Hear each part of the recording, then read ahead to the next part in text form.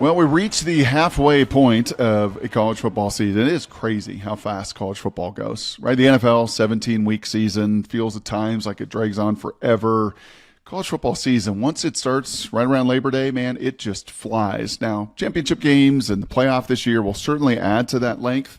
I don't expect our Huskies to necessarily be in that playoff, although they made it a whole lot more interesting taking care of business over the last weekend against Michigan, as we do on this Dawg Talk with Brock each and every week. What I learned, what I think, what I know. What I learned, what I think, what I know. Well, what I know is that I have the Huskies this week in Iowa City, which is always a blast for me as I'm doing all my prep over the course of the week and watching tape and digging in. And even though the Huskies are in our backyard, even though I've watched all the TV games of them, to actually start to dig into the nitty gritty, to learn the players that much more, to spend time with them. Later today, we'll be talking to three of their players, Jonah and Will and Cam Fabiculanen, which will be just awesome to get to spend time in production meetings with Steve Belichick and Brennan Carroll. And I know Jedd through the years have not spent much time with Steve or Brennan in that kind of capacity. So I know I'm going to learn a whole bunch over the course of this week.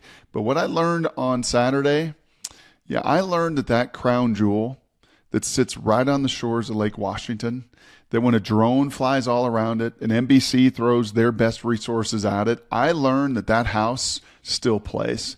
And still plays, that being Husky Stadium, in ways that really few stadium environments can.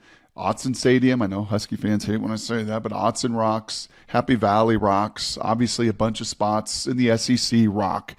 But when Husky Stadium got going, and I love this from Jedd Fisch, he talked about it after the game. He talked about, one of the visions he had in leaving Tucson and leaving the Big 12 and jumping to the Big Ten was to play games and play environments like this. He's been on the other side. He's been an assistant at UCLA. He's been on the other side of hearing the full throat voice of the Husky fan. But the students, the stadium, it came to life Saturday night. And I learned what Jedd Fisch learned, that when Husky Stadium is rocking and those fans get going, it can be a really difficult place to play. Fantastic win for the University of Washington. I want to start off right off the bat thanking our fans. Our student section were there early. They were at the dog walk. They were loading the stands. And then obviously all of our fans were in full force tonight. And what an awesome place. It was a dream of mine to be able to have a chance to play in an environment like this. And to have that environment was just special. There is no question that when Husky Stadium gets going, it's a blast. There's no question that Iowa City this week is also going to be an intense environment. So what I learned, Husky Stadium can still rock. What I think, and this has really been a bunch of my number studying and digging into scheme, what I think is what I've said to you and reiterated a few times already on these Dawg Talks. What I think is that Steve Belichick has jumped from the NFL game to the college game and assimilated incredibly well. And I don't think that's always easy. I have seen NFL guys through 18 years of doing this job bounce down to the college level and think, well, I'm just smarter and, I got a PhD in football. I've been in the NFL. I know schemes and matchups and ways these college guys don't, and I'm gonna go, with intellectual warfare and football knowledge, just go throttle opponents. And it's not always happened. I've seen guys go from the college game up to the NFL game and do have to learn a lot about matchups. And Steve Sarkisian and Lane Kiffin and these guys have talked about the transition between the two. What I think is that Steve Belichick has done a masterful job of learning the college game and taking his principles of changing week to week to week, of making it really difficult on an opponent because you're taking away their strength and making them beat you with their weakness. And this is not just my opinion. When you are number one in the country in pass efficiency defense, as the Huskies are, when you're number one in the country in completion percentage against, which the Huskies are, when you're third in the country halfway through the season in pass defense, when you're sixth in the country in yards per play allowed, when you're eighth in the country in total defense, and you're 10th in the country in scoring defense, it's not just one man's opinion. It's not just me spewing thoughts. It is looking at the numbers and the production of what Steve Belichick and that defense is doing to their opponent each and every week. And there have been some pretty good ones. Michigan can run the football. Wazoo's got a tremendous quarterback. Rutgers has a dynamic running back. They're going to continue to see more and more talent in the second half of the season with Oregon and SC and Penn State, and it's going to be pushed. And more than likely, you're not going to end up number 1 or number 3 or number 6 or number 10, when the dust all settles. but what a foundation to build on. And when I put that tape on and I listen to Kirk Ferentz and I listen to these Iowa players and they say, my gosh, they are just doing so much that this look I'm getting pre-snap is a different look than what I'm getting post-snap. You know, I said on the radio show this week, in some ways, Steve Belichick is doing defensively with the Huskies a little bit of what Ryan Grubb has done offensively with both the Huskies and the Seahawks. And that is be super complex in appearance, right? Lots of formations, lots of personnel groups, but then be simple on the inside, right? That illusion of complexity. Illusion of complexity. It looks like we're doing so much. And when I study the tape, and oh my gosh, every front is different. Every game there's a different scheme. Every week there's a new blitz. Like all of this complexity. And yet to these players, to Carson Bruner and Cam Viculanen and Val, all the rest of them, like, no, I got it. You know, it may look complex to you, but internally we get it. We're understanding. And I think that's played a huge role in these guys being so productive defensively. Lastly, here's what I know. I know that Big Ten football is very different than the Pac-12. I know that playing Michigan and Rutgers back-to-back weeks is going to prepare you for the physical heavyweight you're going to face in the ring in Iowa City Saturday morning. I know that what you get in the Pac-12, stylistically, size, strength, front seven, is very different conventionally and historically than what you see and what you get in the Big Ten. Jedd Fisch talked about it. He talks about it here specifically about facing Michigan and facing a team that can run it and a QB run game and powerful running backs and big physical linemen that have been developed.